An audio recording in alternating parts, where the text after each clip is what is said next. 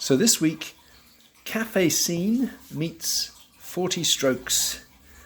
I have attached to the email a whole series of photographs that I took yesterday with my models here. I put out the main lights and had a spotlight light, so I brightly lit them.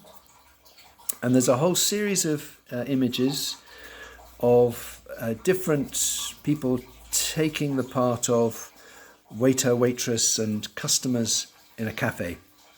And I have used them here in order to put together a composition where I've taken figures from different photographs. So that's the first thing that I suggest you might try.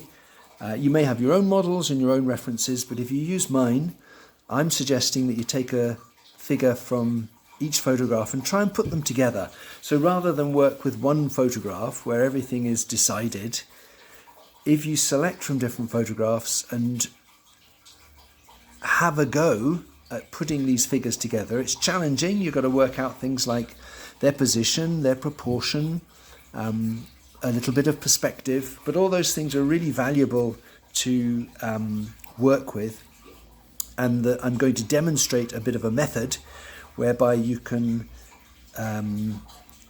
tackle those challenges, but have quite a kind of flexible way of approaching it so that it's easier to deal with making the adjustments to get these figures to make sense in relation to each other and also in relation to the setting. The setting, you may well want to go to a few cafes and do some research. I've stolen this partly from nice kind of columns from a French cafe. Is that not right? And then this one came from Graham once did a great cafe painting where he had the window and the writing was back to front. So thank you, Graham, for that. So that's what I have been doing. So I'm now going to show you how I did that. It's working with charcoal, using the fact that my photographs at least are very strongly contrasted. So you can do quite a lot with charcoal tonal shapes and then spray them and then put colour on top. So let me show you how I did that, and then I'm going to go on from this using a sketch like this, a study like this, to have a go at painting in, can it be done in 40 strokes? Yeah, maybe, we'll see. So that's what I did, and this was the process by which I did it. So you can see I've started there with a couple of shapes. It's my most recent favourite way of doing things, which is to have a fairly thickish bit of charcoal and to draw with the side of it. So my waiter, I look at my photograph with my eyes half closed and I see that he's got shadows on one side of him. He's got black trousers, he's got dark hair, and I'm putting down those shapes fairly loosely. And in fact, probably I would say for that figure, that's enough. I was going to, or I would next add a few lines, but I think I'll leave him like that first, because I want to demonstrate to you how you can make adjustments quickly and easily once you see how these shapes work together. I don't know if I said this already, but all of the photographs have got this little table in the middle. It may be at different angles, but that can be quite useful. If you are going to take figures from 3 different sources, then to have that table as a bit of a reference in the middle is helpful.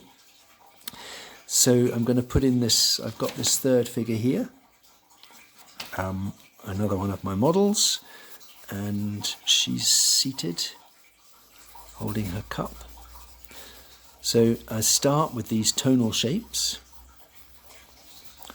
There are good strong shadows on the back of the figure, and by sliding the charcoal around I can get pretty loose dark shapes, which if I don't like them I can rub out and smudge and so on. Whoops. So that's the sort of shape I'm getting for her first. Then if I smudge that a bit and also draw a bit with my eraser. Then I can adjust, change until the figure looks right. So I keep hitting the camera. Till the figure looks right, and also until the relationship between these figures. So I'm just using the rubber to get some of the light off. So she's got light on the front, negative shape at the back. So I can maybe get a bit more into the back of the head.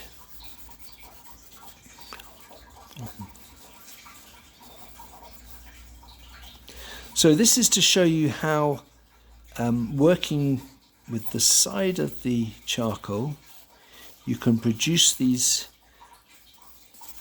They're kind of, well, they're not quite silhouettes because they are modelled with light and shade, but they're quite simple tonal figures which are easy to adjust until you get them to work. So I think that's not too bad for her. I think she looks reasonably like a seated figure. Maybe if I want it to work for my composition, there's something I need to do about the table. I think maybe the table should just be a bit lower. Maybe a bit further over. I'm not sure, a bit bigger. Something about the table that I'm not happy with. So I think the first thing to do actually is to soften it. Take it back a stage. And often then things work a bit better. They're not quite so definite, and you can see how they can be changed in a way that will be more compatible with everything else in the image. So you'd work away at that, and then perhaps start to strengthen things. So if I go back to my image where I've got my standing waiter, I might put in a few lines and darken some of those places. My seated figure here, again, increasing the dark just to strengthen them, maybe putting in some lines, if that suits you. If something stops working, well then you just smudge it, take it back again, have it slightly looser to give you the scope to adjust things until they work. So that would be a stage to get to with the charcoal, and you can then spray that. Might be an idea at this stage to think about your setting. So what was I was thinking of some sort of window here, and the clever old writing. And I just had some columns.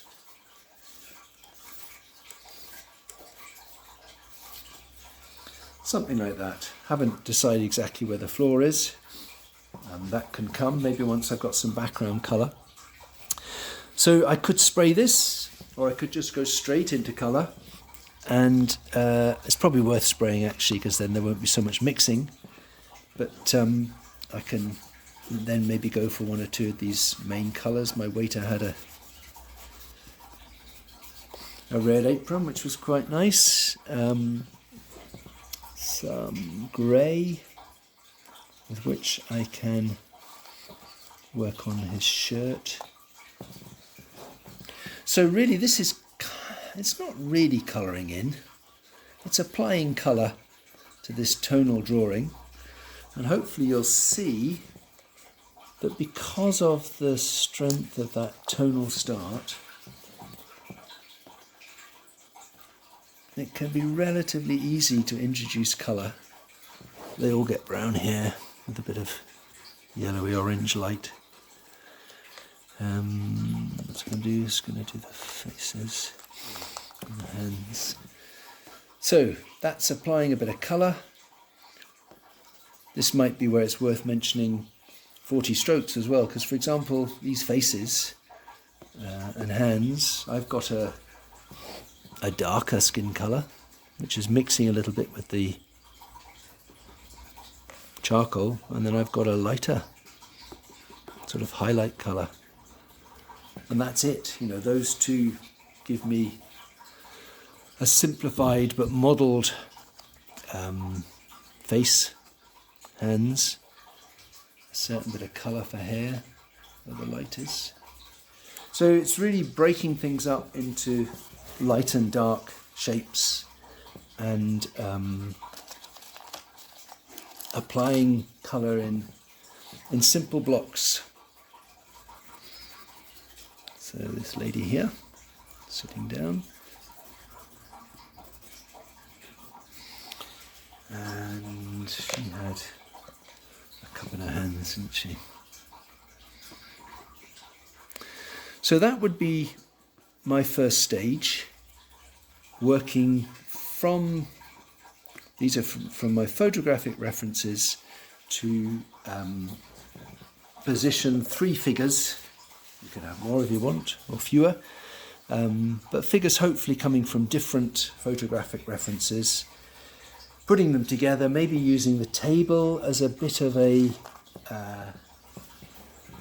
fulcrum, something that can connect them and give you a sense of scale and perspective, and then perhaps making up some kind of interior. Not sure what my interior is going to be like. Let's just try a little bit of colour. So I've tried to demonstrate something that's nice and sort of flexible, free to start with, so that you can put things together from different sources and make them work. So that would be the start, and then I'll go on next to start a painting using this as my reference and see if I can reconnect it with the idea of 40 strokes. I'm set up to paint from my sketch. I've tinted the canvas and I've got a scorecard here. So I've tinted the canvas. I'm now just going to do what I did with the charcoal, draw out some tonal shapes, some lines, and then start putting colour in. But I'll do a stop-start approach to speed up the process for you. So initially I'll explain some of the strokes. I've sketched out with a brown, black, it's ultramarine and burnt umber mixture, and I've blocked in some of the darker shapes. So stroke number 1, fairly big brush. I've already got rid of these extra stripes because I've been thinking with a loaded brush I want to be able to get some of this background in around his head, get the angle of his head, and be able to use the negative shape on both sides of him to make him stand out. Enough paint. So that's number 1. It leaves the bottom undecided. And then number 2 will be the other bit. I'm going to try and be quick about this. So let's try and do it for number 2. There we go, around her.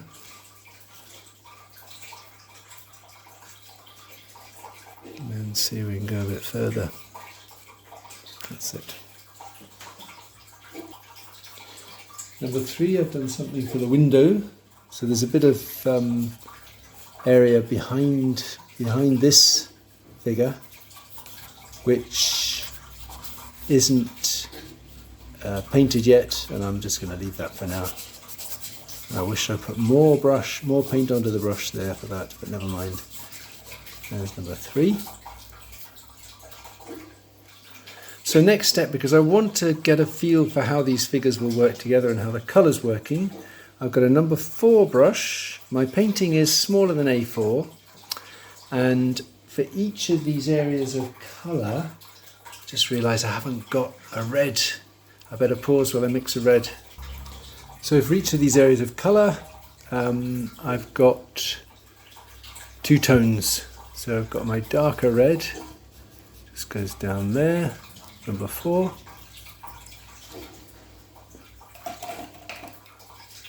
And then number 5 will be the lighter red on the front.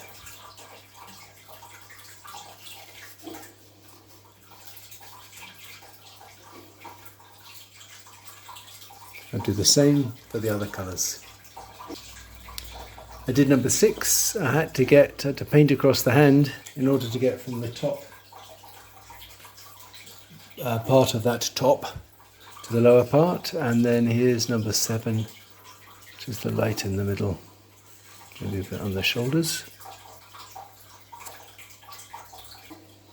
I did number 8, which was the darker purple, and here is the light on the front of that top and the top of that arm.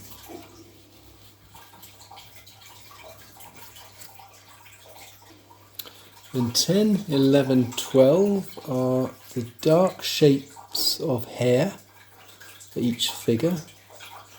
They all get the same hair colour.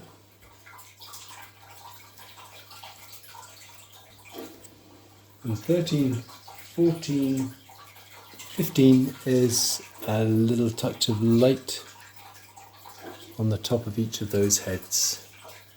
So then I decided, before I do faces and hands, this shirt is worth blocking in. So 16 was the grey shadow of the shirt, and that's one single stroke. And then 17 is going to be the light on the shirt. And now that there's more and more paint, things are really beginning to mix, colours bumping into each other, and that's good. That's to be welcomed. Okay. Next I'll do faces, a shadow colour.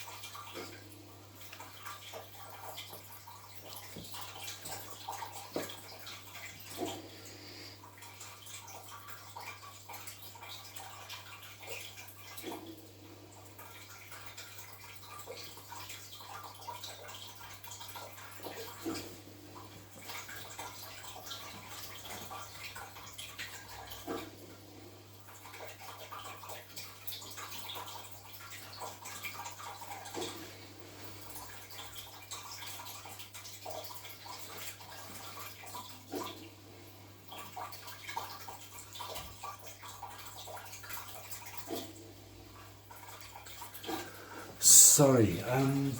It won't be much longer, Ruth. About 5 more minutes. That's okay. Because you're still making notes, are you? Is that all right? That's fine, I'll do a little bit of knitting. I want an excuse to knit. I don't have to feel bad about it.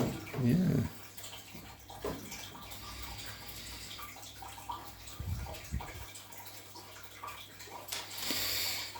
So hands, so that's 23, 24, 25, 26.